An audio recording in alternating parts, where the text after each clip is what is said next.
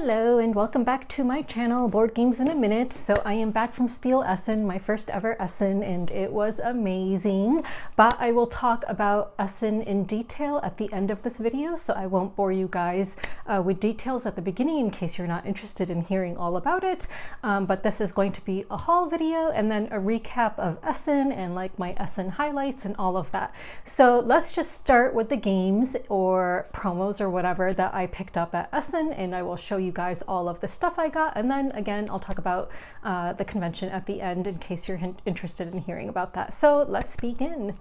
So I'm going to start with one of the smallest things I picked up at Essen. So I already was sent a preview copy of Three Ring Circus prior to Gen Con, and I absolutely love this game. Now, if you guys have watched my video about Three Ring Circus, you know how concerned I was about animals being depicted in this game, and I would always have a disclaimer before talking about this game, whether on Instagram or in video, about how animals should not be used for entertainment. So I was really happy to find out that they created a solidarity deck. So you could replace all of the animal cards in the game with like puppet animals or like robotic animals. So I already went ahead and replaced all of the cards. So these are the replacement cards that you will get if you buy the solidarity deck. So the solidarity deck was €5, and I believe all the proceeds, or a great percentage of it, go to some animal organization to help rehabilitate abused animals, I believe,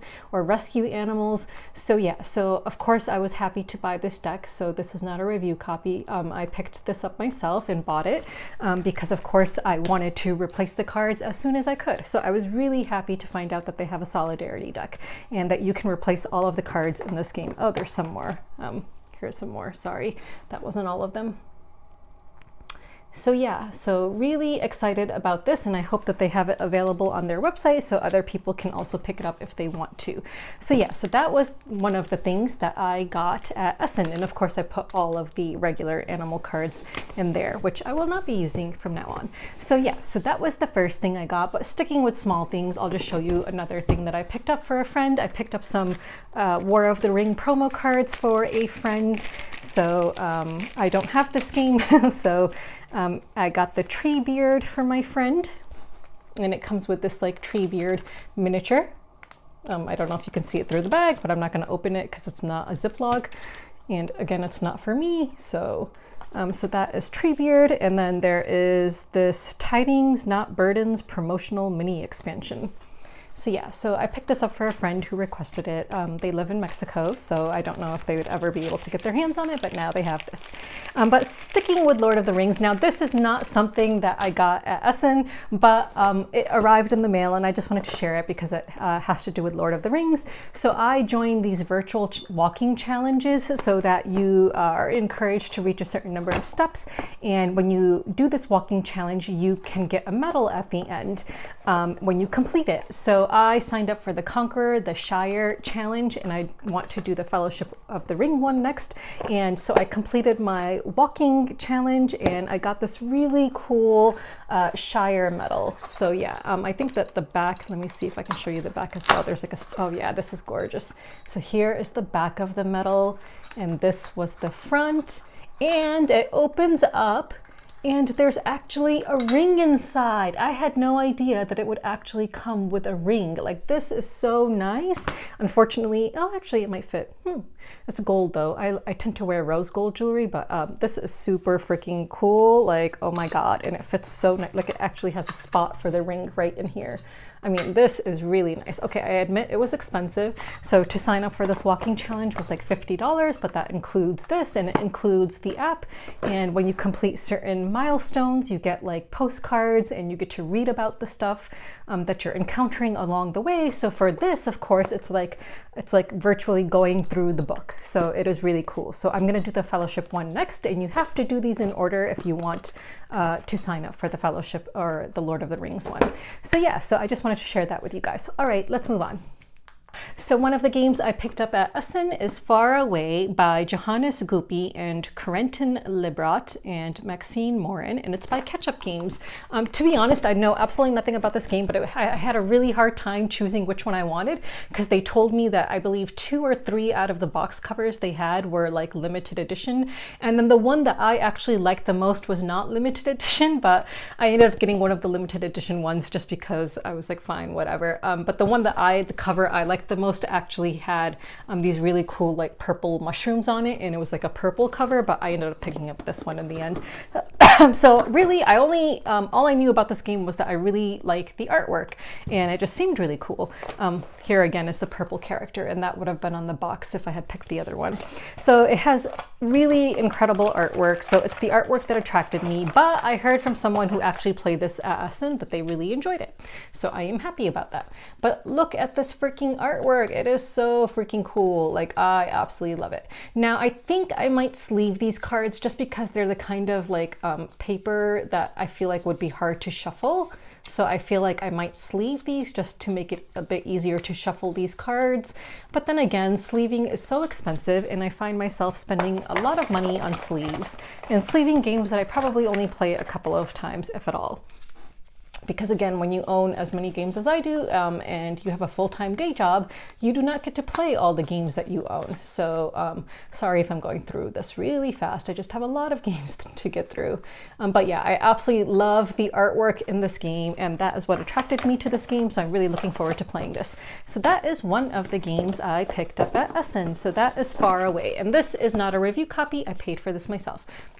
So technically I did not pick this up at Essen, but it was sent to me while I was away at Essen. So this is a review copy from WizKids and it's called JokkMokk, and I was so interested in this and I saw that they did have it available to preview and purchase at Essen. So I'm including it in my Essen haul video just because it was available at Essen, and I believe that's the first time where it was available. And this is a review copy that was mailed to me while I was gone. And I'm super excited for this. Like, as soon as I saw the artwork, the box cover reveal for this, I just knew I had to have it. And it seems like it's going to be a really good Christmas game to play during Christmas season. So here is the box, and I absolutely love winter markets. Like, one of my favorite things that I miss about London is the winter markets, and one of my favorite things when I go to PAX Unplugged, which I absolutely love, and one of the main reasons it remains my favorite convention even after going to Essen, is because of the winter markets in Philadelphia. Like, you know, you just cannot compare like that experience, I think, you know, to any other convention. Like, being able to have Reading Terminal just across the convention center with the most amazing food options for lunch, and then being able to go to the winter markets after the convention, and then I just usually just go back to my hotel or my Airbnb rather, and then just chill for the evening. Like, I think that that remains my favorite convention out of all 3 that I have been to. So I need to punch this out. I haven't done that yet. And let me just show you some of the cards. Have like a little trash bag here because I know I'm gonna end up like needing to remove a lot of wrappers and stuff. So yes, I'm not sure. JokkMokk, I think maybe it's Norwegian. I'm not exactly sure, or Swedish maybe. Maybe it's Swedish. Ooh, look at this candy. It must be Swedish because I think this has Swedish fish on it. Now, I wonder if Swedish fish actually originates in Sweden, or if Americans just came up with Swedish fish and then just decided to call it Swedish fish. I really don't know.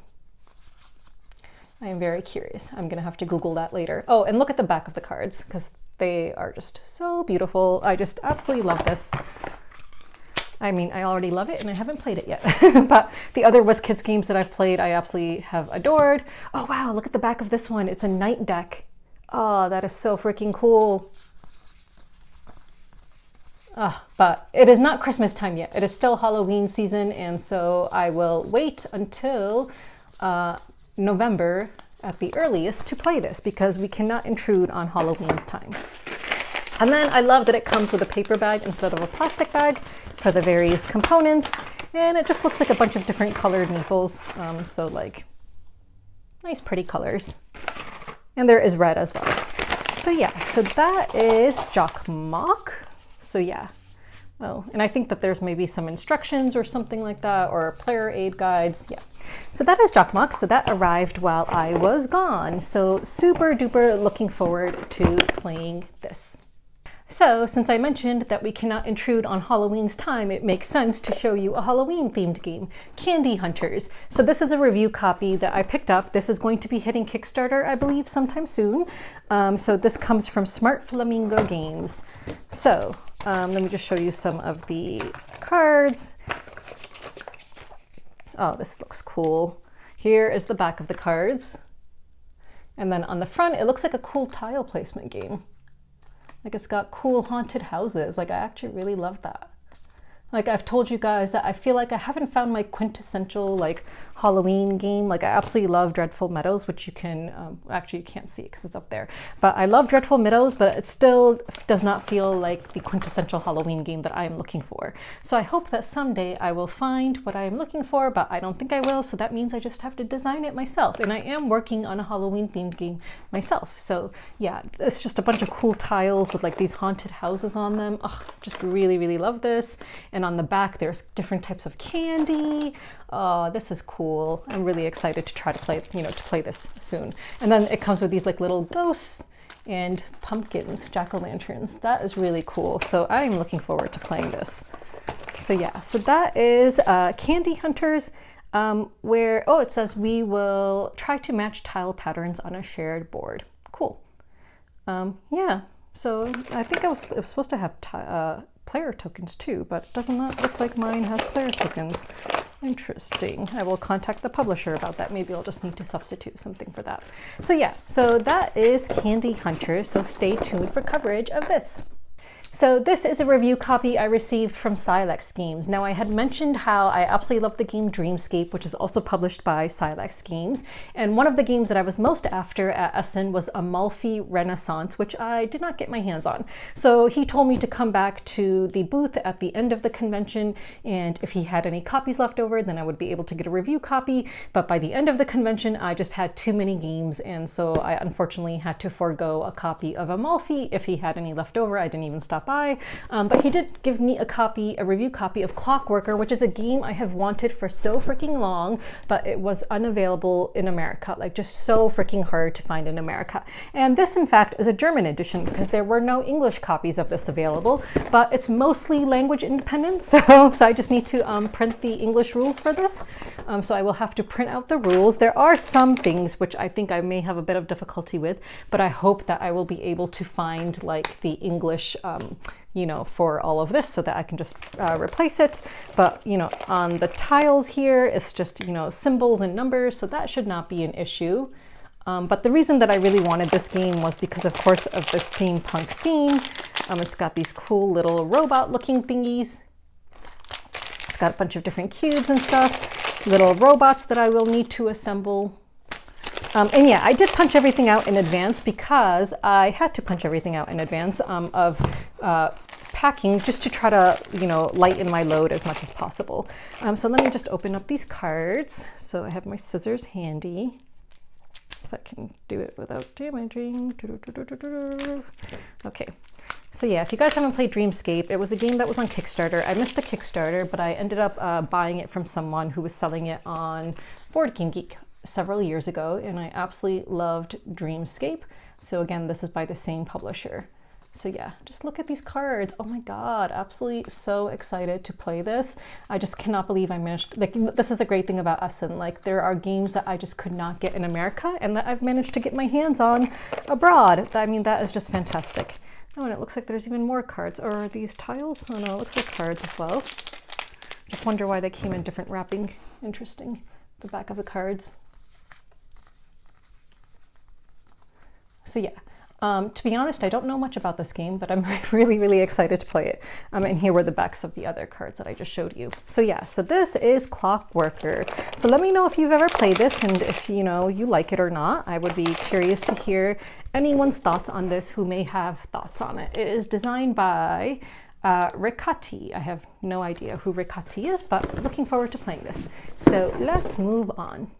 Let's talk about Coffee Rush. So this is a game that I picked up. I paid for it. It is not a review copy. This is in Korean. The box is in Korean, but they provided an English rule book with it. So inside, I think it was inside. I don't think it came extra. It came with this English rule book.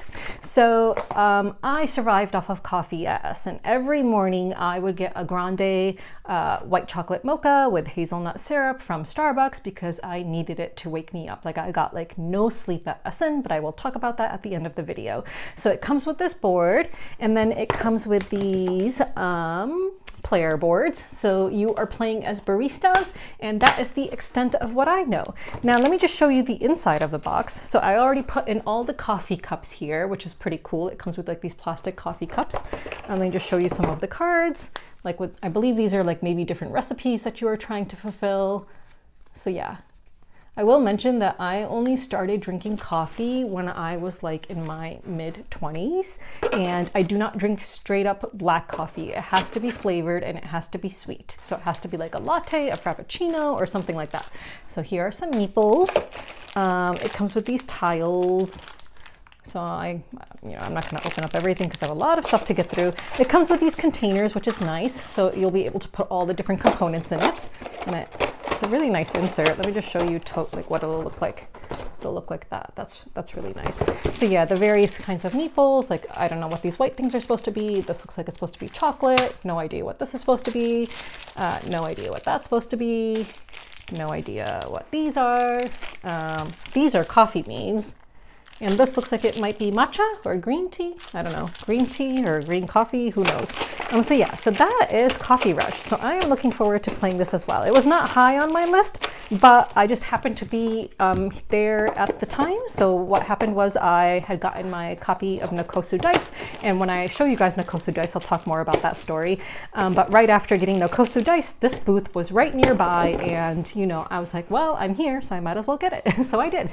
So yeah, so I got Coffee Rush. So looking forward to playing this. All right, let's move on.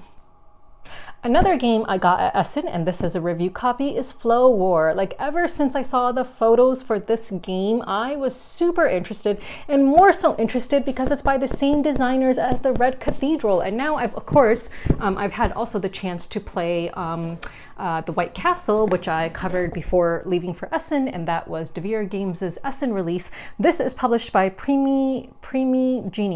So Primigenio, but oh God, look at that, it's just so freaking beautiful. Oh yes, just like it was obviously the look of this game that attracted me, but also again the designers. So again, as I already mentioned, I've already punched out everything so that I could try to reduce the weight. I guess even with all the games I have, I think it only must have reduced the weight by like 2 pounds because at the end when I looked at all the cardboard that, you know, was left over that I was going to throw away, I was like, that's not a lot. So, but you know, 2 pounds is better than nothing because I had to lug a crap ton of luggage and stuff up a bunch of flight of stairs. But again, I'll talk about that at the end because that's part of, you know, a lot of things started going wrong for me on Sunday. So, but I can talk about that at the end. So it comes with all of ththese colorful meeples. Oh, it looks like cute little animals. Like there's like, look at that fox. Look at that fox. Oh, so cute. I'm so excited. I am super excited to play this. It is just so freaking colorful and beautiful. Oh, I just love it. Let me just show you some of like the player boards, or I don't know if they're player boards or if you're just making one giant board. Like there's this. Let's see what else. Oh, look at how freaking colorful it is. I just absolutely love the colors. Like, oh my God, it just like looks like a dream. A very colorful dream. So yes, so really looking forward to playing this. Like this, when I found out was going to be at Essen, was really high up on my list. So I'm just so grateful to the publisher for giving me a review copy of this. So just absolutely cannot wait to play this. So yeah, so that is Flowar.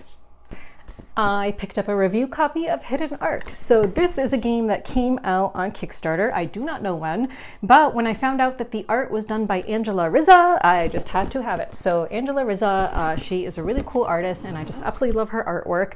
And yeah, so all I know, it's like a kind of like a oh, is it a co-op game, I guess? Oh, no, it has a co-op mode, never mind. But I guess it's like a game in which you're trying to rescue fish. So it says it's a board game about making a change.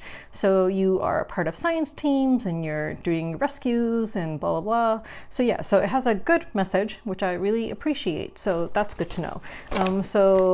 The bag he gave me extra. I do not believe it comes with the retail edition, and it's got a bunch of different fish tiles in it.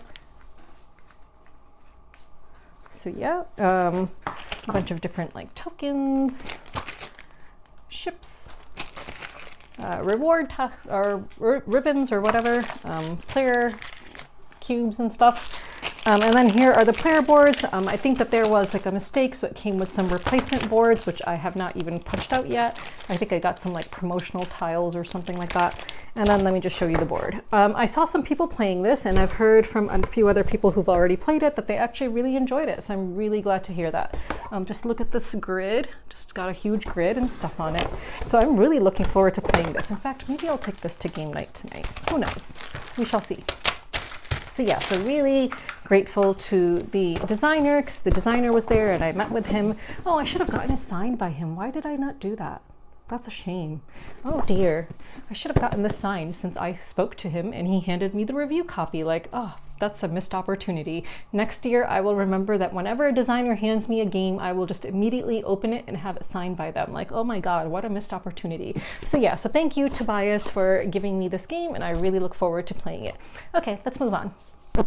So since I was just talking about how I missed an opportunity to get a board game signed, this is one I did get signed. So I went to the Ion Games booth because this game, I actually saw this game on Board Game Geek a few months ago. I just happened to come across it. I don't know what I was looking for, and I came across this Moomin game, this Moomin roll and write, and there was like no information about it. There was nothing about a release date, like nothing. There was like nothing in the forums, and I'm like, what is this game and why is no one talking about it? And I just wanted to know more about it. And when I found out that it was going to be released at Essen, like obviously I had to go there, and oh my God, I'm so glad I did. Like I got like a quick, demonstration of how the game plays. It is for 2 to 4 players, and so the designer was there and he signed it for me. So it's like the Moomin is talking. So yeah, so I'm super excited to play this, and these sheets are humongous. So I don't know how replayable it will be, because usually with roll and writes, I always laminate like 4 sheets. But I don't know if I'll be able to laminate this because of how big it is. And if I took it to like FedEx, I don't even know if they do lamination this big. But the really cool thing is that on the back of each sheet, there is unique artwork for you to color in if you want to. Like that is just so freaking cool. Oh, I just love this. I love it, I love it, I love it. Okay, and here are the dice, which are really nice. And how can you not love the dice? Because they're purple and red. Oh my God, just love it. Oh my God, I'm so excited to play this. Just really, really excited. Oh, and so, the designer was just so freaking nice. He was just really, really nice. And he had on such a cool suit. His suit was like patterned all over. In fact, I'll just throw up a picture of the 2 of us.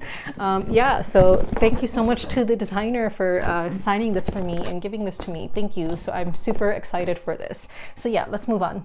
So let's just stick with roll and writes right now. So I have another roll and write to show you guys, which I also got signed by the designers. So if you watched my Essen preview video, you will know how incredibly excited I was for this game, because I absolutely love the board game. It is one of the most thematic, amazing racing games ever, and strategic. And I say that as someone who does not drink alcohol, but highly recommend the board game, the Belgian beers race. So when I found out that there was going to be a roll and write, I absolutely had to have it. And the designers signed it for me. Like, look at that drawing and look at their signatures, like so freaking amazing. So I'll throw up a picture with the designers as well. So I am super excited for this. So I am really, just really, really excited for this. And this is one that I can laminate because the sheets are of lamination size, which is really good. So let me just show you. So yeah. So here are the sheets. So there's like about that many. So of course I'm going to laminate at least 4. And then just rule books in a bunch of different languages. Yep. And let me just show you the cards. So let's open up these cards.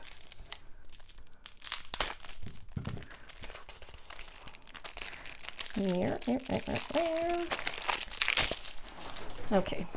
So here is the backs of the cards. cheese, cheese, cheese, cheese. And then the front of the cards.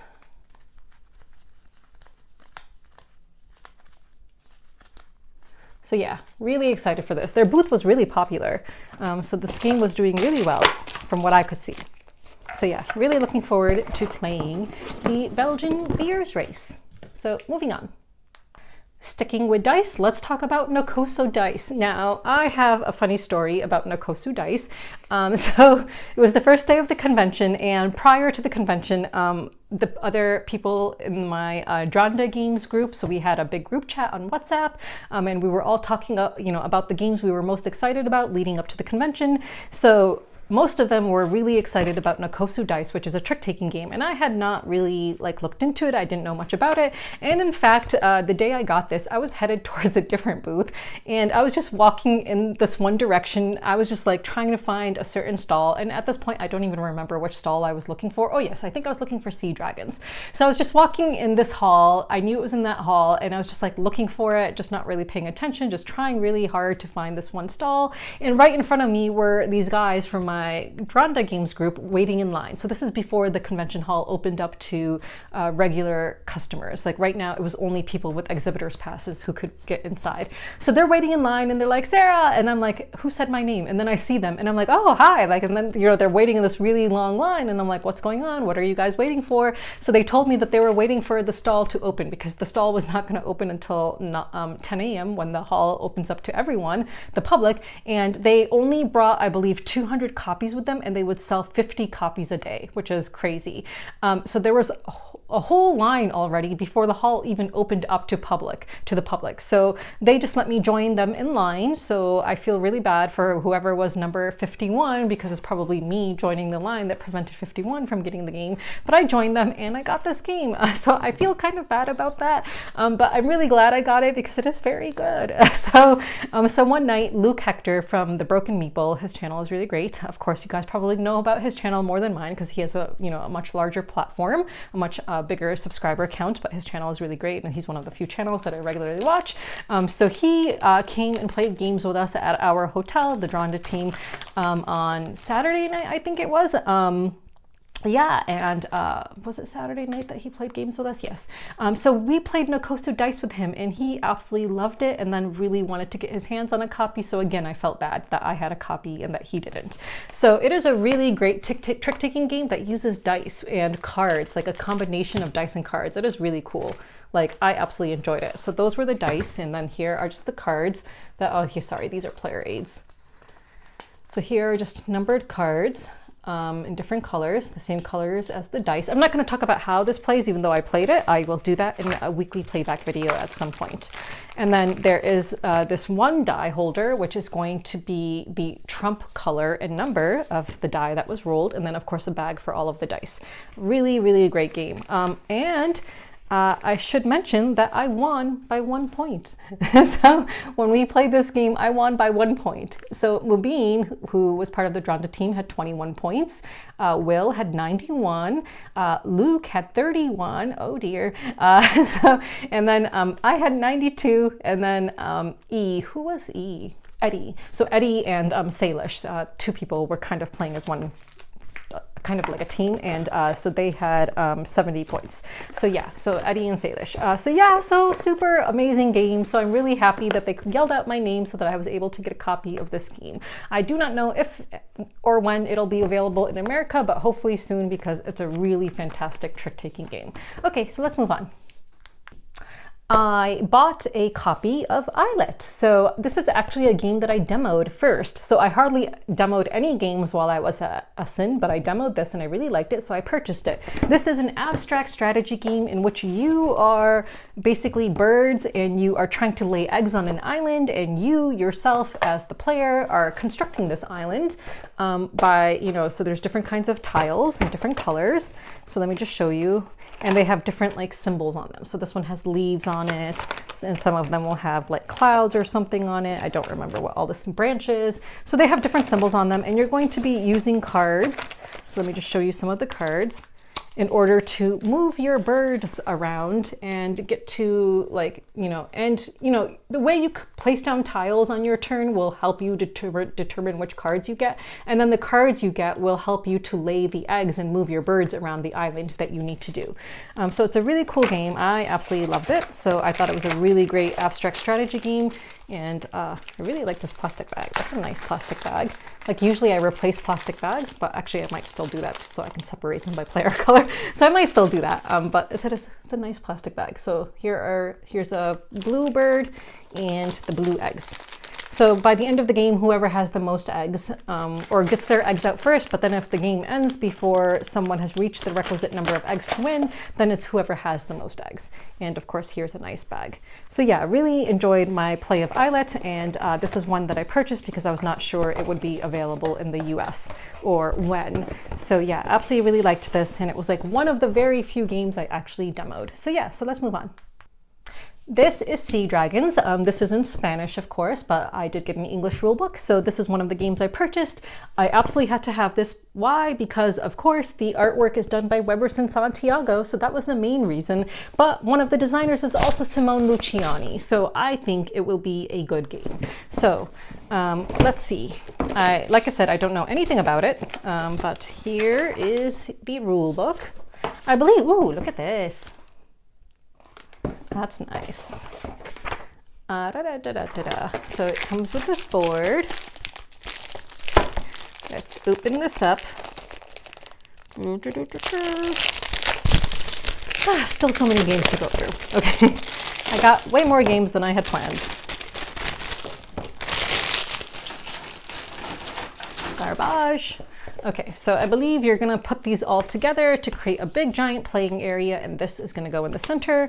And then just let me show you the insert with all of the various dragon components and stuff. So you have different sea dragon colors, and I think these are probably point tokens. So let me just show you some of the cards. Oh, this has that thing that makes it easier to open.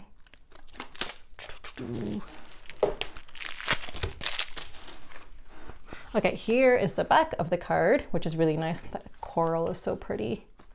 And then I believe you are trying to place your sea dragons in various shapes. That would be my guess. Let me show you the backs of these cards, because these are also very nice.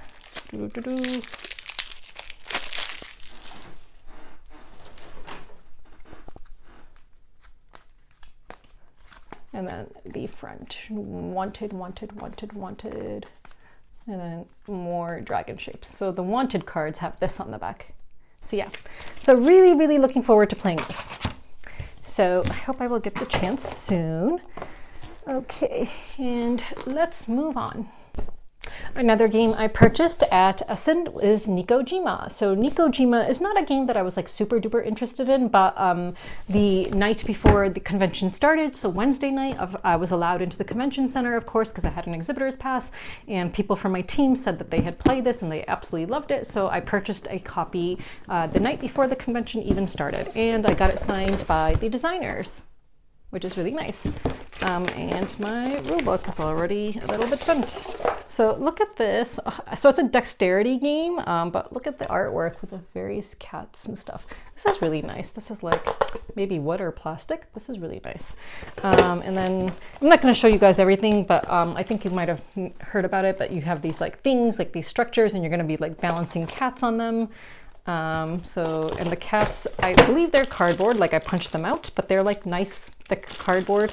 So this is not like any special deluxe edition or anything like that. So I believe that this is just a regular Kickstarter edition or something. I'm not sure, but yeah, so you have like these various like structures that your cats are going to be balancing on, and that is the extent of what I know about this game.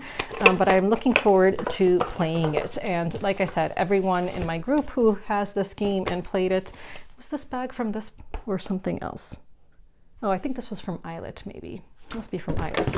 So yeah, so everyone who in my group who played this, my Dronda Games group played it, really loved it. So I'm looking forward to playing this as well. So even though I'm not like huge on dexterity games, but it's about cats, so I had to get it. Okay, let's move on. Okay, let me show you some stuff from Horrible Guild Games. So I got a review copy of the Evergreen expansion, and this game is a game that I absolutely love, the base game, and I've covered it a number of times on my channel. So they were nice enough to give me a review copy of the expansion, the Pines and Cacti expansion. So I'm really excited to play this. I just have to show you the components because they are so pretty. Ugh, look at these pine trees, oh my god. They are just so freaking pretty. I absolutely love the color. And there's actually some lighter colored ones as well. And then the cacti. Yes, and then it comes with some additional cards and stuff. Oh, really excited to play this. So very happy about this. And then these I purchased. So I purchased Lord of the Rings Similo and Harry Potter Similo. And since I purchased those, I managed to get the collector's edition Similo. So every year what they do is they have a collector's edition Essen Similo where they have board games on these cards, board games that are like Essen releases or you know, featured at Essen. And so you can play a game of Similo about board games, which I guess this is upside down, which is kind of pretty cool. So yeah, so that's pretty cool. I mean, it's just oh, I really wanted this game and I did not get it. So yeah, so that is really cool actually. So yeah, just really cool to have like a game about board games, like actual real board games, like with, you know, artwork from those games on it. That is really cool. That's just a nice little collector thing to have. So yeah, so those were my Horrible Guild acquisitions. So let's move on.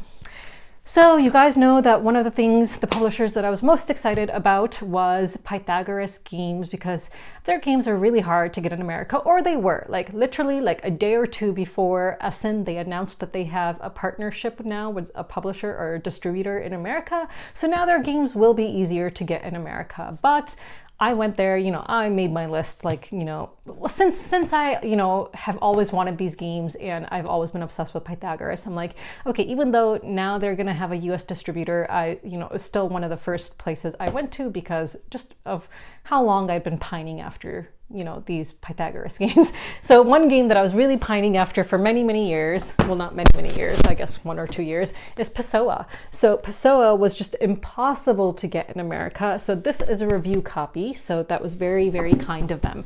So I absolutely, you know, loved my play of Porto, which is by the same designer, Orlando Saw. So I just really have been dying for Pessoa. And finally I have it. So let me just show you the box. So you have to like assemble the board. It's a rondel based game, but board looks double-sided. Here is the center, and you're gonna need to like, of course, stick the thing in here to like actually like, you know, be able to spin this, which it comes with the rivet. Okay, I won't show you the rivet. So it comes with these things. Okay, here we go. So yeah, and then, so this is about the poet. Comes with these. A number of tiles that look kind of like this. I actually don't know how this plays, but I just really, really wanted this game. So it comes with these tokens and then some cards. So let's take a look at these cards. Come on. Can I? Yeah, there we go.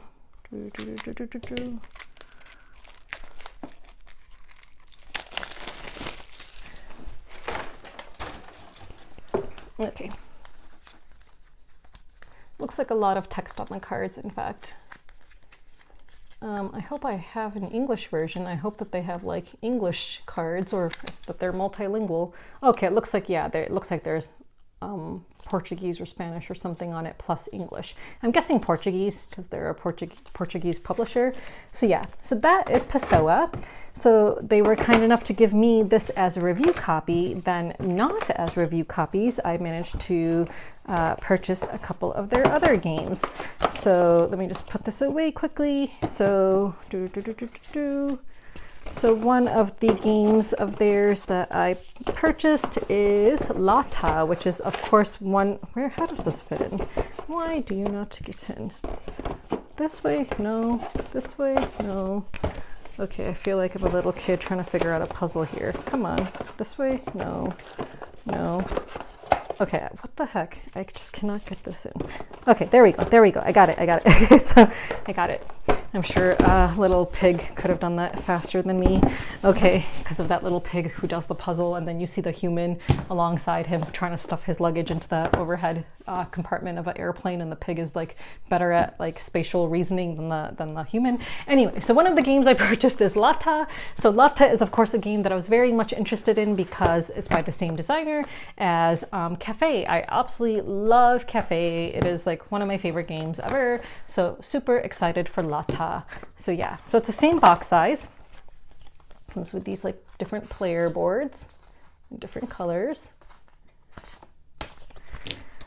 Some tokens, and then some money, and some player screens and aids, I guess, and then a bunch of cards.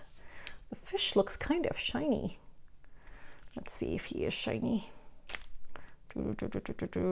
Oh gosh, this is my least favorite kind of card wrapping. Like, oh, I hate this kind of wrapping because sometimes even with scissors it's so hard to open and you're worried you're gonna actually cut the card.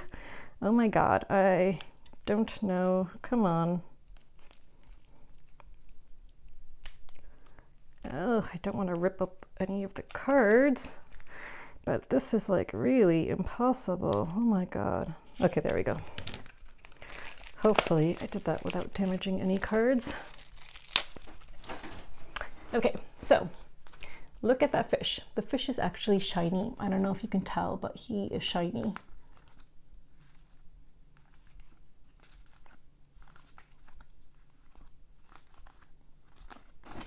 And I assume the other deck is more or less the same. Okay, maybe not. So I guess I have to open this too. Okay, so let's see if I can do this more quickly than the other one.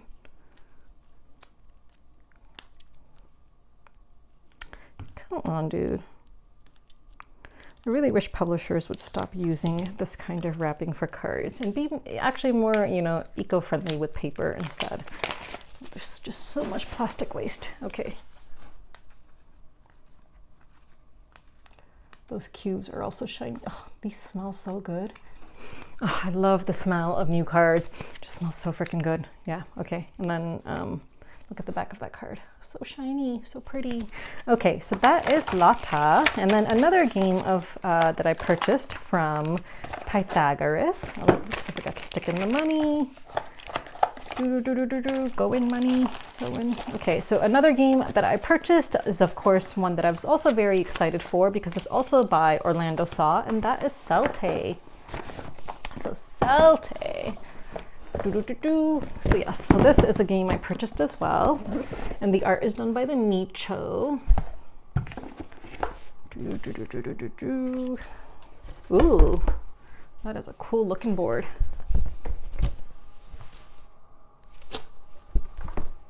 So this, I believe it's about the Celtics. So I believe it should be pronounced Celtae. Not that I'm an expert on Celtics or anything like that. But the person at the booth was pronouncing it Celtae, which confused me because I always thought it was supposed to be Celtae or Celtics. But maybe it's not about the Celtics and I'm just making this up. Okay, so I guess we will find out. If someone can correct me, that would be amazing. Yeah, I think these are just player boards. That's the back side. And a score pad. Let's see. Let me see what the rule book says. Maybe that will tell us if it's about the Celtics or does it have an English rule book? Oh yes, here we go. Celt, Latin Celta, plural Celtae. Now I'm just pronouncing it K, like with a K instead of a C, but it's an Indo-European people who from the 2nd millennium BC to the 1st century BC spread over much of Europe. Yeah, so I do think it's about the Celts. So I think it's supposed to be pronounced Celtae instead of Celtae, but I will look that up because I'm not 100% sure.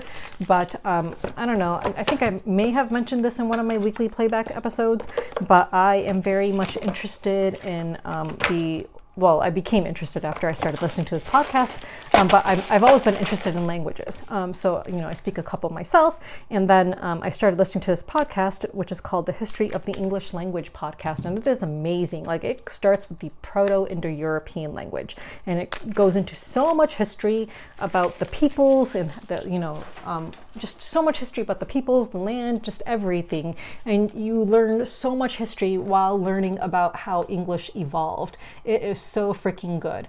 Highly recommend it if you are interested in history, especially English history. Like, this starts again with the Proto-Indo-European language, like the very first language from which English originated from. I mean, we're talking like, you know, thousands of years ago. So yeah, so if you're interested in that, if you're interested in history, highly recommend that podcast because, you know, it's just very, very fascinating. And he ties every single thing back to English as we know it today. And I am on episode, I believe, like 40 something or 50 something. There's now over 170 episodes, I believe, but I highly recommend starting from the beginning, and it will just be the most fascinating, you know, history course and language course at the same time.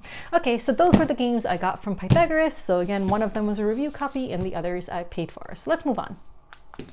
Another game I purchased at Essen is Satori. Now, this just looks really amazing. I don't know who the designer is. I'm not sure what else he's designed, Paco Yanes, but Ido Valls, I believe, is the artist, and of course I love his art. So yeah, this just looked really amazing. I don't know anything about it, but the people who did play it already said that it's really good. So I'm very happy to hear that, but I guess I will just read it's about Japan, which is really cool because I've really been into like Japanese themed games lately, I feel like. Satori is the Japanese term for enlightenment, a state of mind where you exist solely in the present, the past and future dissolving to generate clarity of thought through transcendence. So in Satori, you compete to progress on your spiritual journey. Cool. I won't read the rest, but it says that we are, you know, helping to construct the Great Pagoda, blah, blah, blah. Yeah, so that is really cool. So the constructed board, once it's finished, will look like this. But I'll just show you some of the components. So it comes with a bunch of these like tiles, which are like different colored. Like, I believe they like are part of the pagoda. So there's like just a whole bunch of those with different symbols on them and stuff. So I just stuck them in this nice little velveteen bag. There is Japanese money. I believe this is money. Yeah, I just still need to punch out the center. But yeah, that's money. We've got a bunch of different tokens here.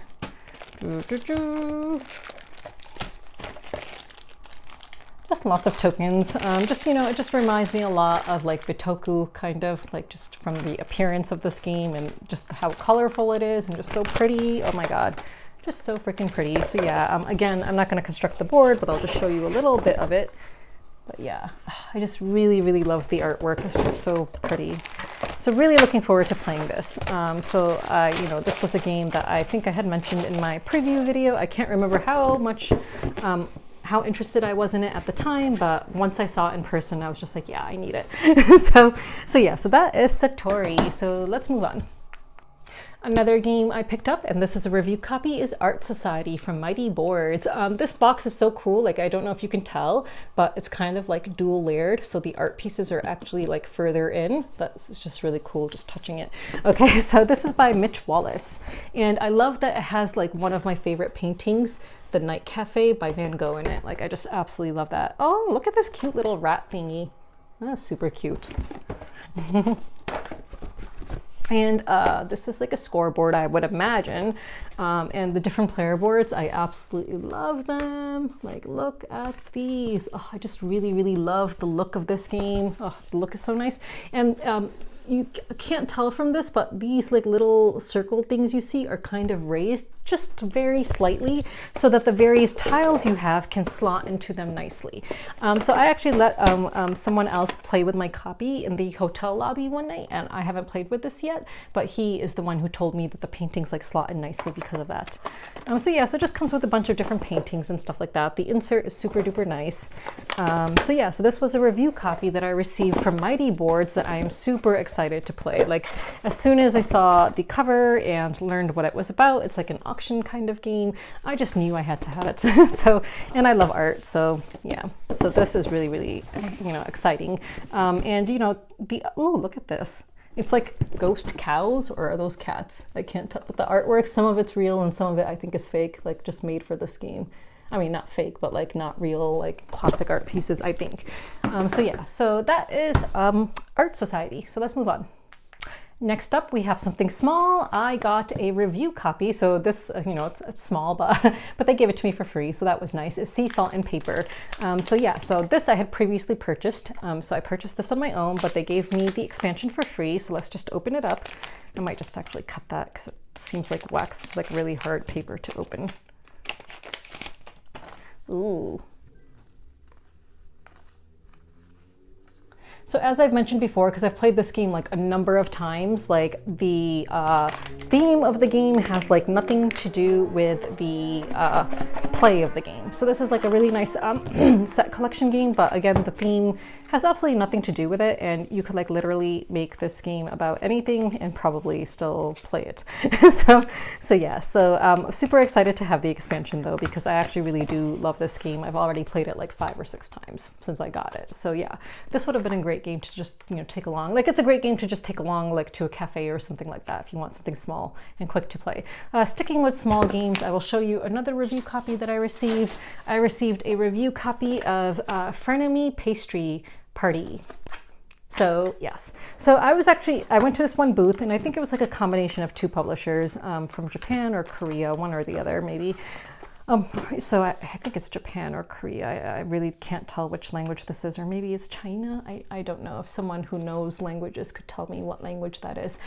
So I went to their booth because I was really interested in the game 12 Rivers. Unfortunately, they had told me to stop by at the end of the convention to see if I could get a review copy of 12 Rivers.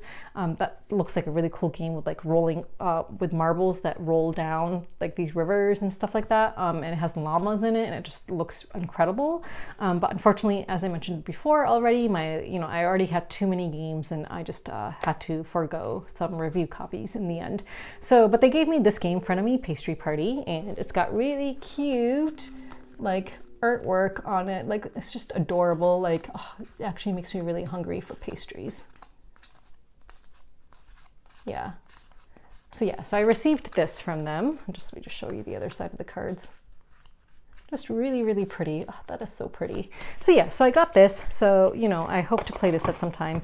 They also actually gave me 2 other games, but I actually handed those off to a friend because who also reviews games. So they will get discussed, and probably much sooner than I would get to them, because she actually, if you want to follow her on Instagram, JokkMokk Games, so that's CHOC Games. So Viola, my friend, she covers a lot of games. She plays a crap ton of games. So I think she'll get to the other 2 games that I had gotten from them before I would.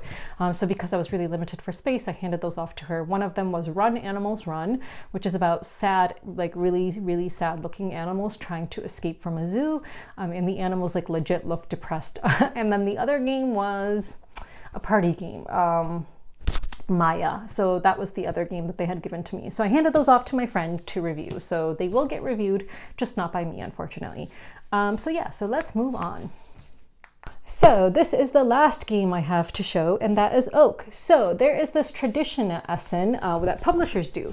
So apparently you as a publisher or someone who's working for a publisher at this convention will go around to other publishers with a game that your publisher has published. So in our case, I worked for Dronda Games, and so a couple of the volunteers went around with copies of Solar Sphere to trade with other publishers for their games. So that is a tradition that some publishers take part in at Essen. Not all publishers. Like apparently some publishers told my friends, you know, who volunteered to go around to see if anyone would trade games. Apparently some of them were just like, yeah, just go away. So we traded copies of Solar Sphere for games from other publishers, and like we ended up with some really great stuff. Like I think someone, not that I would want this game because it's not my type of game, but it's huge and it's, you know, worth a lot of money, but someone walked away with a copy of Frostpunk.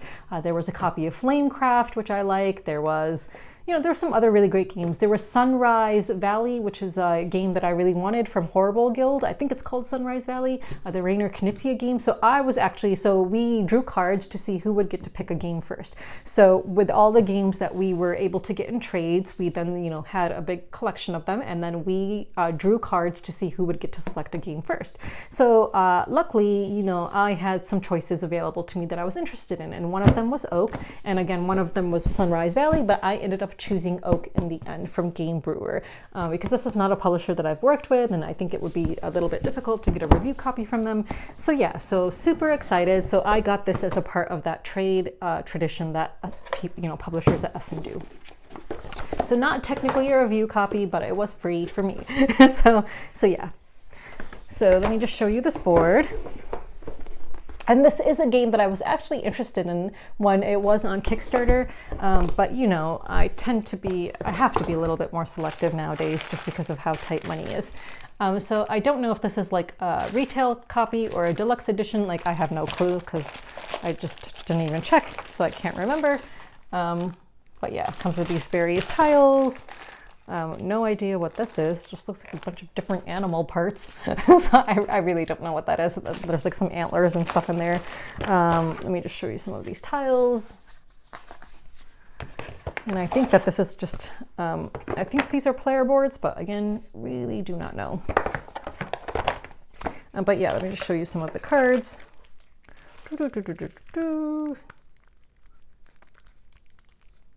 Come on. There we go.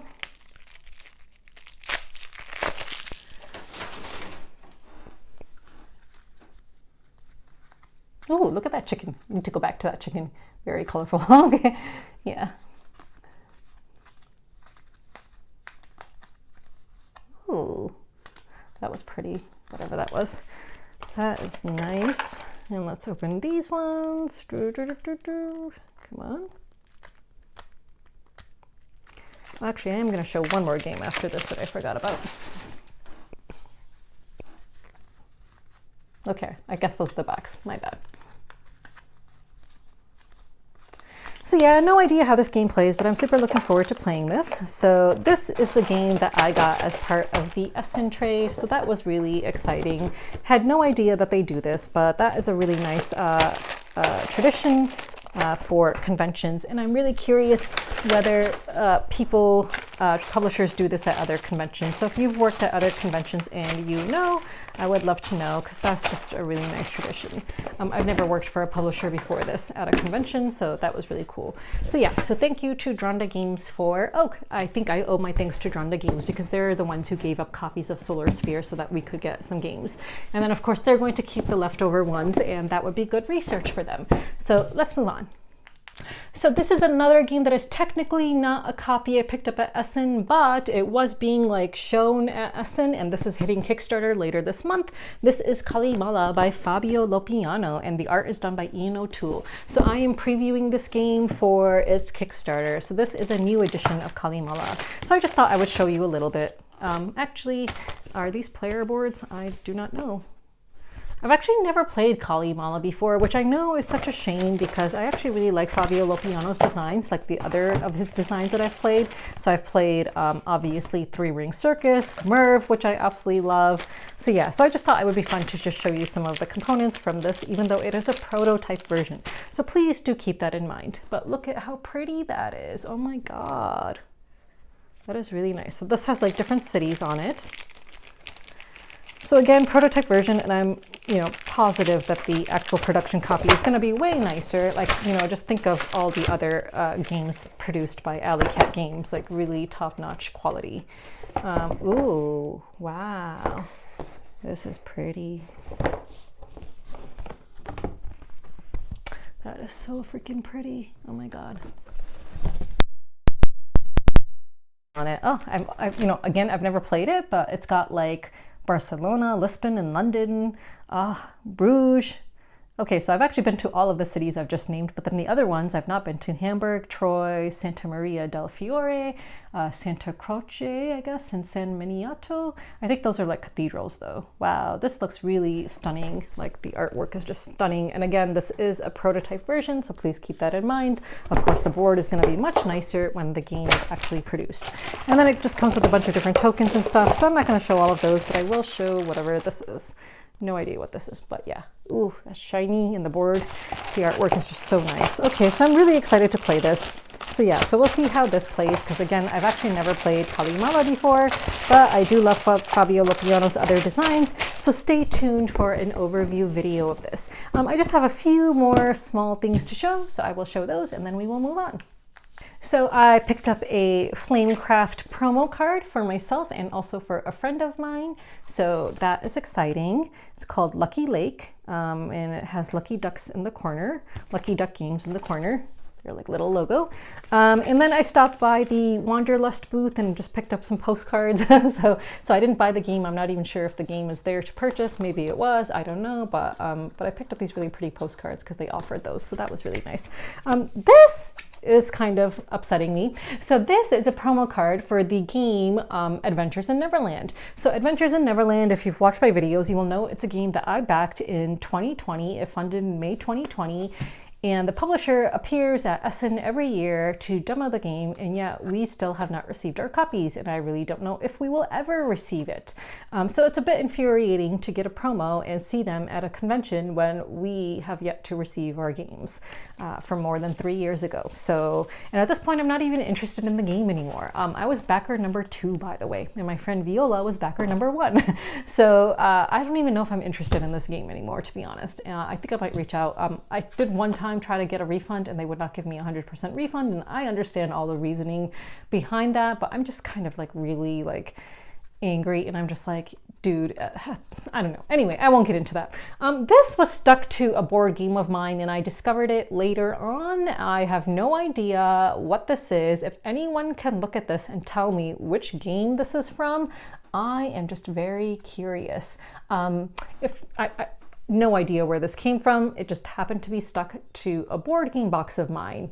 So yeah, no idea. And I wasn't about to go back to every single publisher to ask them, oh, does this belong to you? So if they're missing a card, I'm very, very sorry, but I did not want to do that. So yeah, so there is that. I did receive a deck of cards, which I forgot to show, from Ion Games. It's their history deck. It's just a deck of cards with some historical figures on it. I have so many decks of cards. I'm probably just going to give this away, to be honest. But let me just show you guys.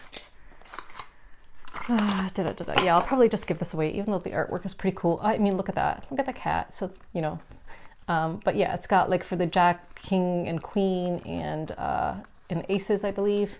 Or Jokers, not aces. Jokers, it's got like cool artwork, like different historical characters and stuff like that. So just a regular deck of cards with some cool artwork. But again, I just have so many decks of cards. Don't need it. So what's the point of hanging on to it? I don't know. Maybe it will. We'll see. I don't know. Okay, so let's move on and I will talk about my trip to Essen. Okay, now that I've shown all the games I received, I think I've shown everything. Hopefully I did not forget something. I can now talk about my trip. So getting there was a bit of a pain. It was a lot of traveling. So I live in upstate, like Western New York. So first I drove to my mom's house, which is about 2 hours away, sometimes a bit more with traffic. And then, so that I did one night. And then the next day I drove like minimum 4 hours to JFK Airport. I say minimum because at one point I was stuck in traffic for like ever, like in the same spot in Queens, New York, trying to get to my parking garage because some idiot decided to hold up traffic on this street because his girlfriend ran inside the store, and like he literally would not budge. And it's like, seriously, dude, your girlfriend is inside the store, like just move and let us go. But no, we sat in the same spot for like over like 20 minutes until his girlfriend came out. So that was just really annoying. And then when I finally got inside the airport, like this lady just started giving me shit, like when she had no reason to, like she's like about this bag that I had that had my pillow in it, my travel pillow, and a sweater. And she's like, oh, you have one bag too many. You should go that and check that in. I'm like, dude, I'm not checking this in. Like, I'm gonna actually use the pillow and wear the sweater, and then the tote bag that it's in is just gonna fold up and then go away in my luggage. Like, who are you to sit here and tell me I need to go back and check in a piece of luggage? Like, it's just no. Like, this is not luggage. This is just, and it's not an extra bag. Like, these things are not gonna, like, you know, take up space. But like this random random lady was just giving me so much crap in the airport. But finally I made it through. It was really nice because I had an overnight flight to London, and I had a 4-seat row, and I was on one end and this other guy was on the other end, and we had 2 empty seats between us, and he was so nice. He just let me use those 2 empty seats to lie down and sleep, which was very nice after the rough time I had getting to the airport and everything. And then when I got to London, I did not realize that when you have a connecting flight in London, you have to go through security again, and they threw out like a vast majority of my toiletries, which I had in my carry-on. I always keep toiletries and makeup and stuff in my carry-on in case my main big bag gets lost and I want to be able to have some basic necessities. So they threw away like my shampoos, conditioners, and like all lotions and all of that stuff. So luckily, you know, there was a Boots in the London airport, so I bought that stuff that I needed again. So that was getting to London. Then when I finally got to Germany, it was nice. Oh yeah, so I met these really nice English guys, these British guys at UKGE in June, and they remembered me. So we demoed a game together, Luthier from Paverson Games. So that will be coming out on Kickstarter sometime this year or next year, I believe. The same publisher as Distilled. So these 2 British guys that I had played that game with remembered me, and they recognized me in the airport. So I decided to just tag along with them because I don't know German, and I was a bit nervous about being in Germany for the first time. I think that they had been to Essen before. So Dan and David, if you're watching this, hello. So yeah, so I think that they'd been to Essen before. So I felt like that they would know what they're doing. So I decided to just tag along. So after they said hi to me, I was like, okay, I'm just gonna go with you guys because we all needed to go to Essen. So we decided in the end to split a taxi. So we did, and it was just really nice to share a taxi with them and just chat with them. They're super nice and super funny. I've encouraged them to start a board game podcast. Like first I was encouraging them to start a video channel, but they, decided that no, they won't do that, but maybe a podcast. So if they just, I hope that they will start a podcast because they are hilarious and they play a lot of board games, and I feel like it would just be a lot of fun to listen to. And I don't have any podcasts that I listen to, board game podcasts, but if they started one, I would listen to it. So if you're watching this, please start your podcast and go along with the name that we came up with or you came up with, because that will hook a lot of viewers. I won't announce what that name is in this video, but if they do it, I think it will be super awesome. So yes, then I got to Essen, took a shower and everything. Okay, so Dronda Games was paying for my accommodation, which is why I was able to go to begin with. Like they paid for my exhibitor's badge to get into the convention hall, and then the accommodations. Now I was supposed to be sharing a room with someone, but just by luck, I managed to get my own room, and thank God, because these rooms were so freaking tiny. Like when I entered this room, I was like, oh my God, like I needed to use one of the extra beds just for my luggage because there was like literally no space on the ground for me to open up my suitcase. So I had my luggage opened up on one of the beds, and the beds were so tiny and squished together. The room was so tiny because, again, I've stated that there was like no space where you could actually open up your luggage on the ground. And then the bathroom was so tiny, and there was like hardly any space in the bathroom to hold anything. So I would actually go to the bathroom and shower with the door open. So because like I needed like to get out and grab stuff like when I'm showering, like after I've showered and stuff, like it was just the tiniest room. So I'm like, I could not share this room with someone, and thank God I ended up with my own room. So next year, I definitely want to volunteer with Dronda again, but I'm gonna have to figure out the accommodation situation because that room is not shareable at all.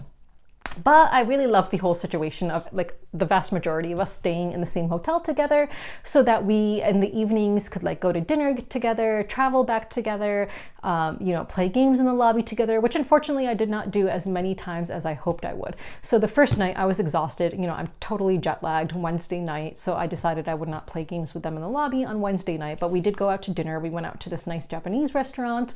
So that was really nice and just a lot of fun. Every time I had dinner with these people or hung out with them outside of like the demoing, actually outside of our booth, I just had like the time of my life with them. Like they are just so nice and so incredibly funny. Like everyone is just hilarious. So I just had so much fun with them. So Wednesday night I was too beat, so I didn't do that. Then Thursday night we had our team dinner at this amazing Middle Eastern restaurant called Arabesque. Oh my God, it was so good. Unfortunately, we didn't get dessert because they had the slowest service ever, but again, a super fun dinner. Like I just love hanging out with all of them and just chatting with them, just so much fun. And the food was amazing. Then the following night, I met my longtime friend Viola, who I mentioned earlier in the video. So she is on Instagram as Chalk Games. I believe it's CHOC Games. So if you want to follow her, she plays so many games. She's from the Netherlands. So we'd been online friends for a very long time. So we finally met in person, which was super fun. And I decided that, they asked me where we should go to dinner. So I said Arabesque again. So even though I'd just been there the night before, that's where we ended up going for dinner. So they drove. So we went to the parking garage, got in their car, and then we went to dinner. And then it was really funny because when we were walking back to the car, none of us had taken note of where we parked. So we had no idea where to go to find this car. Like all we knew was that we parked in some small parking lot on some street within walking distance of the restaurant. So we had no idea where to go. So it took a little bit of time, but we found the car. A little bit, a little part of me was a little bit worried, like, okay, what if we don't find this car? But a little part of me was excited, like, oh, this is kind of like a game. Like we need to find this car. Like we were actually thinking of, like, after we'd gone up one street and didn't find the car, we'd gone into 2 different parking lots, didn't find the car. At that point, we were thinking, okay, maybe we need to go back to the restaurant and then try a different street and just keep on doing that multiple times until we figure out where we parked.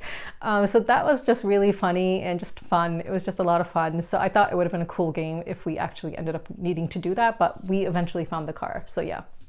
And my memory actually came into good use for that. Like usually I have the crappiest memory. Usually I'm so oblivious to things, but luckily I had remembered that we had passed by this one Turkish restaurant. So I knew that at least leaving the restaurant, like in which kind of direction we should be going. And then I remembered that there was like a light post right in front of the car where we parked. So anytime we entered a parking lot that didn't have like a light post like that, I knew that it wasn't ours.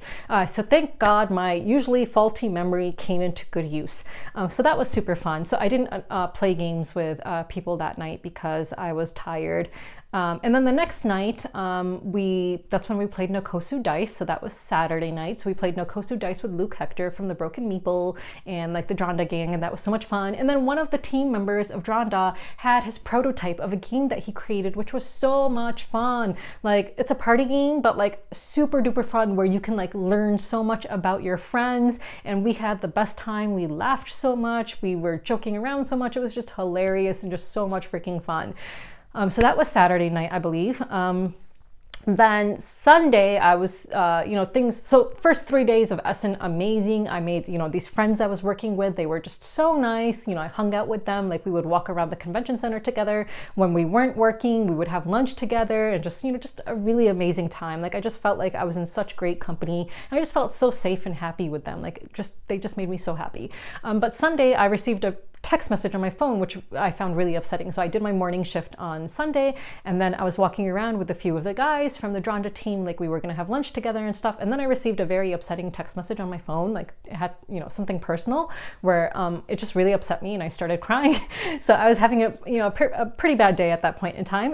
But these guys were so nice, they were consoling me and comforting me. And then they're like, let's go get ice cream and that'll make you feel better, hopefully. So we did. And, we got ice cream, which I had gotten the night before and really liked. So I told them how much I liked this ice cream. So they suggested we go get ice cream to help cheer me up. But they were just so nice. Like I really felt like they were like family. Like I just felt so like thankful to have them like with me like there. So, I was a bit of a mess just crying. I couldn't stop crying at times, but they were just so kind and just so thoughtful and just really I'm just so grateful to them. They're just so funny. Like these guys are just hilarious. So that happened on Sunday. And then later in the evening on Sunday, Airbnb totally like was screwing me over. And again, I found myself crying. So again, Sunday night, I was crying as we were like trying to like clear up the whole area. And the team was just so nice and supportive. So Aiden with Dronda Games was like, listen, sort out the Airbnb issue, because I was on the phone. I was like trying to figure out what to do. Like at this point in time, I basically had nowhere to stay the next night. It's a long story, so I won't bore you guys with it, but Airbnb was really screwing me over, and I knew that I would need to find another accommodation at this point in time. But again, the Dronda team was so supportive and they were just so nice. Like I'm just so grateful to them, honestly. So then, we packed up the van and everything. Like they actually like literally like wait in line and they actually drive their vans into this giant convention center and you like load up everything into the van. So all the furniture that we had, like the Dronda team brought, like these tables, chairs, everything, they brought those. The chairs, I can't remember. The tables for sure, the IKEA tables, the Calyx, they had a Calyx, and then like their big giant cloth posters and stuff like that. The chairs, I don't remember. I don't remember if they loaded those into the van or if those were from the center, but everything else, yeah. And then you load up the van and everything, like you wait for your turn to, you know, pull in your van into the center. So yeah, so then we had dinner that night together, and I was just so sad that, you know, this would be my last night with them. But it was really nice to have dinner with them, and then back in the hotel lobby again, we played a couple of games, which was fun. That party game again, Will's party game again, that prototype that we had so much fun playing the night before, we played that again. So that was super fun, and I was super sad that I would have to say bye to them all. Like, I'm someone who always used to be really sad on the last day of school because I would realize like, oh, I'm not going to be with this same group of people ever again. Like, this classroom as we know it is not going to happen again because people are going to end up being in different classes next year, and you're not going to have that same exact group of people together in one spot again. So I would always be so sad on the last day of school, and just like that, that's exactly how I felt at the end of the convention. Like, I was like, oh God, like, am I ever going to be with this same exact group of people ever again, because they just made me so happy, and I just really loved being around them. They're just such great people. So yeah, I decided that I definitely want to, you know, work for Dronda Games at Essen next year because I just had so much fun. I just had like the most incredible time, and it's not because of all the cool games that were being released, but also just because of the people, like, and just being around them and getting to do all of that with them. Like, that is what really mattered. And like, honestly, and that's really one of the main reasons that I love board games and playing board games, is because of the people and the people you get to spend time with, and you get to enjoy doing an activity with all these people. So yeah, so that is like one of the things that I really love most about board games, and that is really what I loved most about Essen. What else about Essen? So yeah, so I demoed a couple of games while I was there, met a number of people. I got to meet some designers. I got to meet Stefan Feld, who is super duper tall. I showed earlier when I was showing the Moomin game, I got to meet the designer, John, of the Moomin game. I think that's how it's pronounced, or is it Jan? I'm not sure. He's super tall. Like, these European men are just so tall. So please send some to America. Share, you know, sharing is caring. So yes, I got to meet some designers, which was super cool. Got to meet Shem Phillips. He is super nice. That was my first time meeting Shem Phillips and Stefan Feld. So that was really cool. Saw David Turgsey, but I've been seeing him for like a long time. Like, I see him like at every convention I go to, except for PAX Unplugged. I don't think I've seen him at PAX. But yeah, I first met David in 2019 at a pub in London for a game night. So yeah, so ever since then, like, we've been friends. So it was nice to see him as well and meet his baby. Yeah, I just got to meet some other, like, you know, content creators and friends who I've known online for some time. So that was really cool. Just overall, a really, really great experience. But because Airbnb screwed me over, I did not get to do any sightseeing on the Monday that I was there that I had planned, and I had to lug up so much luggage, like all these super duper heavy games up multiple flights of stairs on Monday. My flight was going to be on Tuesday. I was going to check in early somewhere on Monday morning, but Airbnb, I had booked 2 nights so that I could check in early the next morning, and then the whole thing just got completely messed up, and that didn't happen. So that's why I had to book this new location that had a billion flights of stairs for me to go up with tons of heavy board games. So by the time I got to my room, I was just exhausted, and I just had no energy, and also I was not in the city that I needed to be staying in to make my sightseeing possible. So at that point I was like, just screw it. So next year, lesson learned, I'm gonna do my sightseeing, if I do any sightseeing, before the convention, not after, not when I have like a billion games and I'm exhausted. Like, the convention was so exhausting. I remember after the first day, I was like, wow, I already feel like I've been here a whole weekend. Like, so I was like, this is exhausting. After one day, I was like, wow, I'm so tired, and I have to do 4 full days because I would spend half the day teaching a game. Oh yeah, let me talk about that. So I was not sure how that would be, like, actually teaching a game to people. So I was the one who was teaching Isle of Trains All Aboard. And funnily enough, you know, I'd covered games for Dronda before for Kickstarters, but this was not one of them. I'd covered their other games, but not Isle of Trains. But I had Isle of Trains and I really liked it, so that's the one I volunteered to teach. I enjoyed teaching so much more than I thought I would. Like, I thought, number one, I thought I would get really sick and tired of playing the same game and teaching the same game over and over. I would not play all the time. I would only play if I had a group of 2 people. So I would play as a 3rd player because I think that a 3-player experience is a lot more fun than a 2-player experience. So whenever there was just 2 people, I would play with them. Otherwise, if there were 3 or 4, I would not play with them because I would, let them enjoy the game, and I would just stand and make sure, everything's being done properly. But oh my God, I got my explanation down pat and so well. Like, I feel like I taught this game so freaking well that there would like people wouldn't really even have any questions. And then sometimes during the game, they might have questions and I might clarify some things for them. But I feel like I was such an amazing teacher. so I really enjoyed it. And it was just such a great experience, like meeting new people. Like, I thought like I'd get bored of it, or just it might be annoying at sometimes, but no, I loved meeting all these people, like all these people who would come and demo Isle of Trains. I loved learning where they're from and just getting to know them a little bit. One guy was from, originally from Germany. So a German guy who did his graduate studies at Cornell University in Ithaca. Like, what a freaking small world. He was in Ithaca at the same time that I was there, because like I live there. So I was like, wow, we were in Ithaca at the same time, but never met because he never came to my board game meetup. He never attended the board game meetups at Cornell, which I had, used to attend. So we never met while he was in Ithaca, but here we are in Germany meeting, and I'm teaching him a game. Like, how freaking cool. Like, just really loved meeting people. That was just so much fun. And honestly, I cannot wait to demo games again. Like, I just cannot wait to teach games again. Like, I enjoyed it a lot more than I thought I would. My throat did not appreciate it as much. Like, I did not lose my voice, which I was surprised about, but other people did lose their voice. And apparently some people were coughing up blood, which thankfully did not happen to me. But yeah, my throat, I had lozenges and stuff available. Is it lozenges or losages? Lozenges? I don't know. You know what I mean, those throat drops. So I had those available, Ricola ones.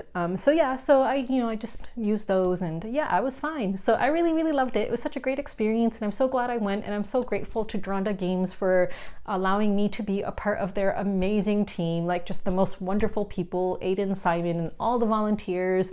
Absolutely loved everyone. Everyone was so kind, so wonderful. Just, it felt like a big family, and I cannot wait to do it again with them next year, because they said that, they would love to have me back, and I would love to be back. So I'm already looking forward to going to Essen again next year. So that was my amazing Essen experience. I absolutely loved it. Maybe I brought back a bit too many games, and next year I'm gonna have to figure out things a little bit better. I was very good about not overpacking. I overpacked just the tiniest bit. And one thing I was really concerned about was whether I would be freezing in the convention center, because usually I'm someone who's very cold. Like, if the AC is on somewhere, I get like super duper cold. But oh my God, let me tell you, I was sweating bullets in this convention center. So I had on one shirt and a jacket. The jacket would come off immediately. Like, the jacket would come off like by the time I'm boarding the train to get to the convention center, because even the train station was crowded, and usually I'm like carrying bags filled with bags that I'm then going to use to carry around board games.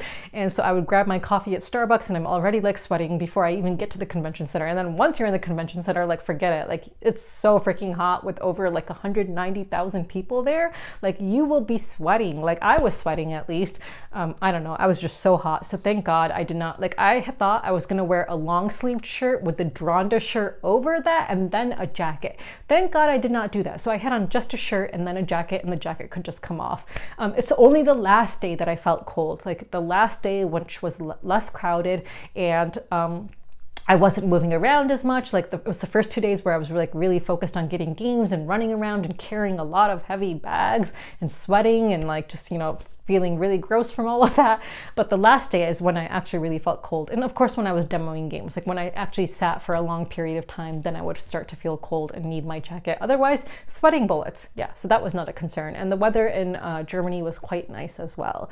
So I think I've covered everything. I even got a bird's eye view of Hall 3, which was really amazing. So my friend Stefan Brassad, who works in the game industry, was conducting meetings up in this room that gives you a bird's eye view of Hall 3, and Hall 3 was the main hall. Like, there were 6 halls in total, but Hall 3 is the one that had like most of the publishers, like with like the mid to heavyweight Euros, with the so that's where most of the publishers that most people will, I think, Euro gamers, hobby Euro gamers would be interested in. So I got a bird's eye view of that, which was really cool. But yeah, I met so many amazing people. If you are someone I met and you are watching this and I forgot to mention you, I am so sorry, but there were just so many amazing people. You know who you are, and I'm just so grateful to everyone who I met at this convention, and I seriously cannot wait to do it again next year. So thank you to everyone I met, and thank you to everyone who followed along, you know, with my tweets and everything like that. And if you watched this video, thank you. And if you have any questions at all about Essen or anything like that, or any of the games I showed, please leave them below, and I will do my very best to answer your questions. So yeah, so until next time, bye.